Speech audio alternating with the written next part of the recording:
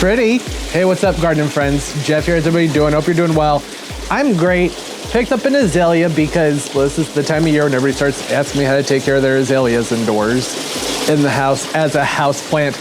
And it's a subject I've always sort of steered away from just because I think they make terrible house plants. But then I realized that being a terrible house plant, I should say, that's probably more of a reason to talk about it, right? So here it goes. Azaleas, indoor care. First, I should specify that there are different types of azaleas. And if you pick yours up from a big box store or from the grocery store from a florist, then that's probably what we call a florist or floral azalea. Rhododendron SANSI, I believe. They're beautiful plants. I get it. In fact, when I was at the store picking one out, I had a lot of trouble trying to figure out which ones I wanted because, well, they all look so pretty. There was white, there was red, there were these double pink, there were single pinks, there were really big ones, there were topiaries, and I got the cheap one because, well, quite frankly, I'm probably gonna kill it. Don't judge me. If you're watching this, you probably are too. That's why you're here. Here's the deal. The azaleas, not great house plants. They have some pretty specific care requirements, but maybe you have a home or a situation where they'll be happy and they will thrive. So just break it down, talk about it. These floral types azaleas have typically, almost always, if you're buying them in the winter time, right, been induced to bloom. So a temperature shift and change in lighting, that's what spurs them to bloom, makes them think, hey, it's spring, time to flower. The problem with that is that then you bring them home where it's, you know, between probably 68 and 75 degrees Fahrenheit, something like that in your home. And the air is probably more dry. They're not in a greenhouse, right? And they just go, uh-oh, and they start dropping their buds. That's really common. There's not a lot you can do about that other than to make sure that you're putting them in a nice, cool location. That's the trick with the indoor azaleas, is to keep them nice and cool. 50 to 70 degrees, somewhere in there is the sweet spot. You may even notice, actually probably not, but you can see something I don't do very often. I have the garage door open out here in the grow space because I didn't want to shock this one when I brought it outside. It's normally in the 80s, upper 70s to 80s here in the grow space, and that just would have been way too warm for this plant.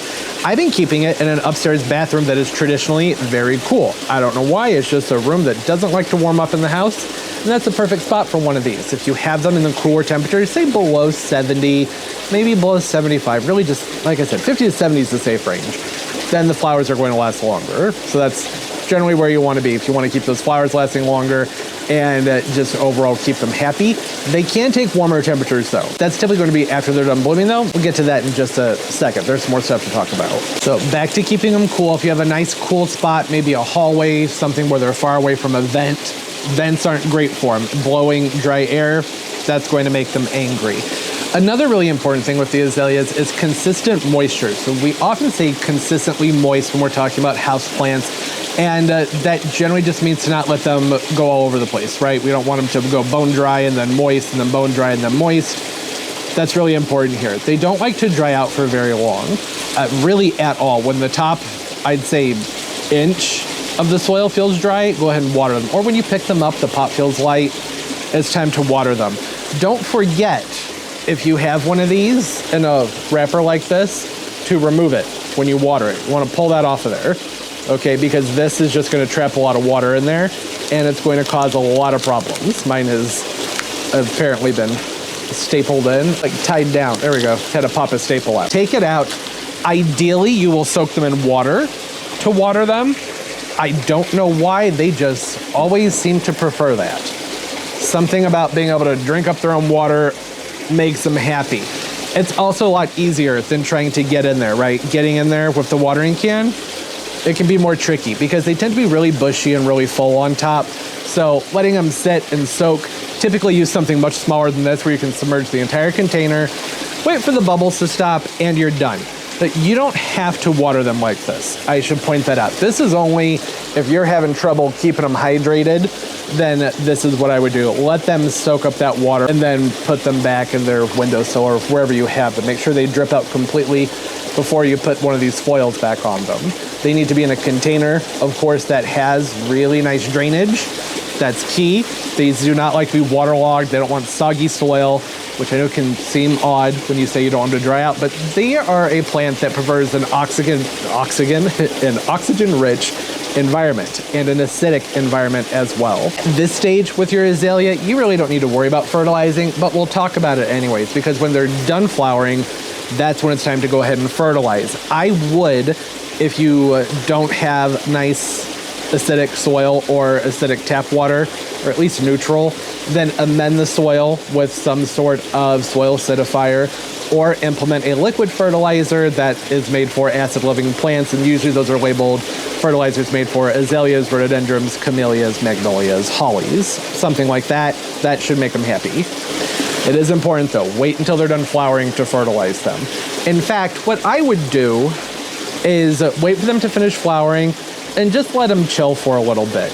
Keep them happy, and then when springtime arrives, if you're like me and you move your plants outside, that's when it's time to repot them, bump them up into a container that's 1 to 2 inches larger than the outside diameter of the container that it's already inside of. Use a soil blend that drains really, really well and is organically rich. That's what they want. Just talked about that.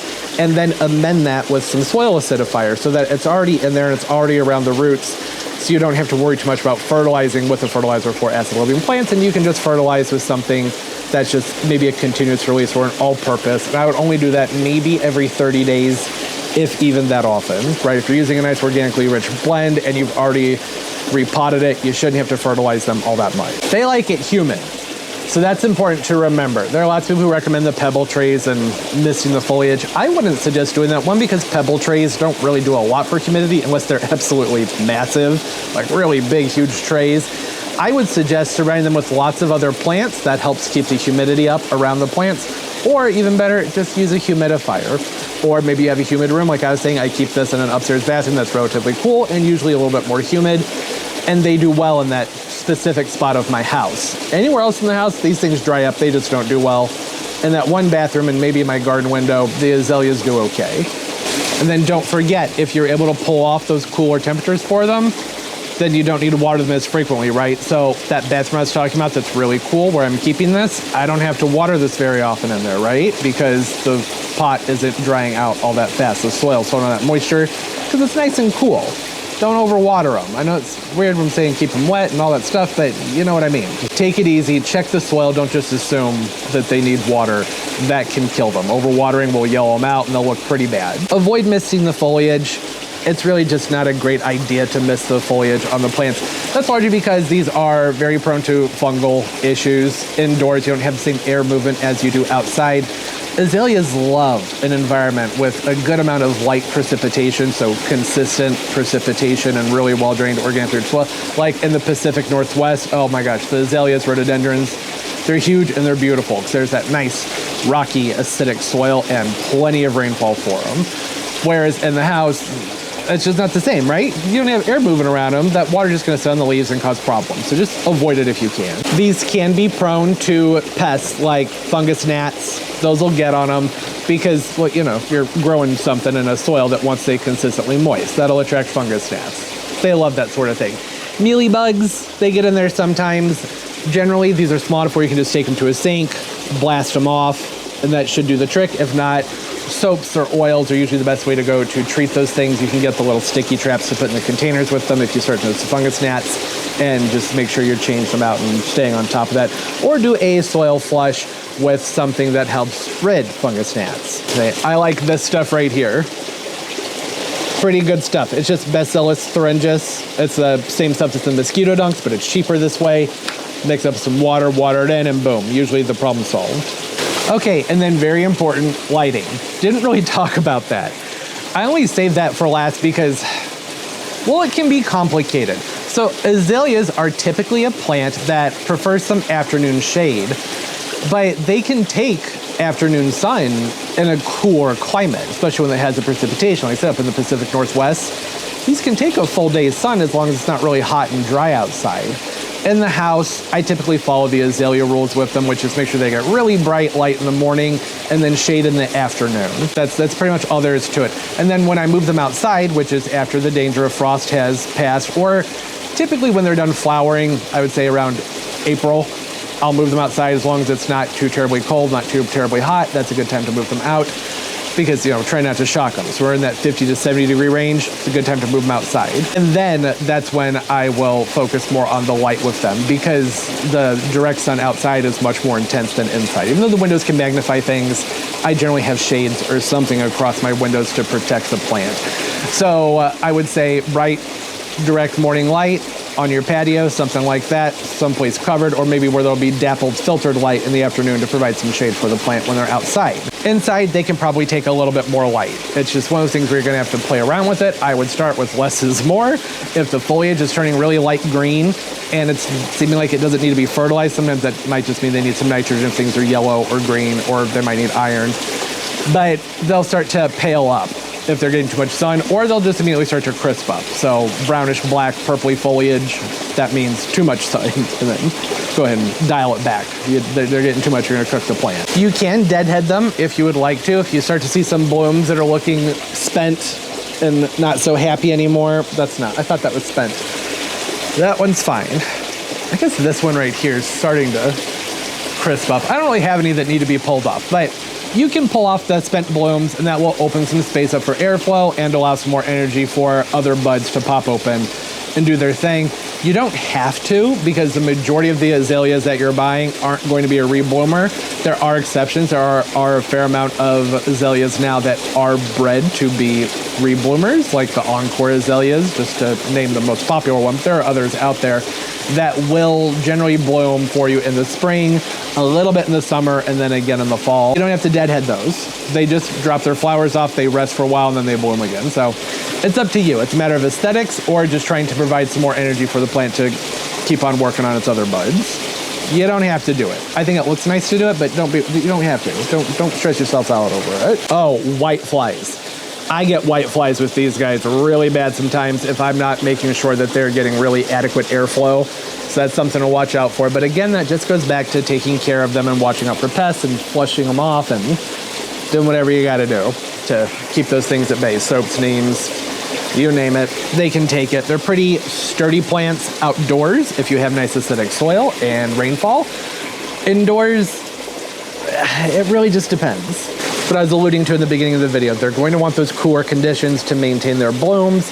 You don't have to have the cool conditions to keep them blooming, right? So they grow outside wonderfully here, just wonderfully. During the summertime when it's very warm, they don't bloom that well though, right? That can be something that upsets them if you don't want it too high. However, lots of people are growing these in their greenhouses where it's nice and toasty and they're doing all right. Some of that just goes back to care and airflow and what have you.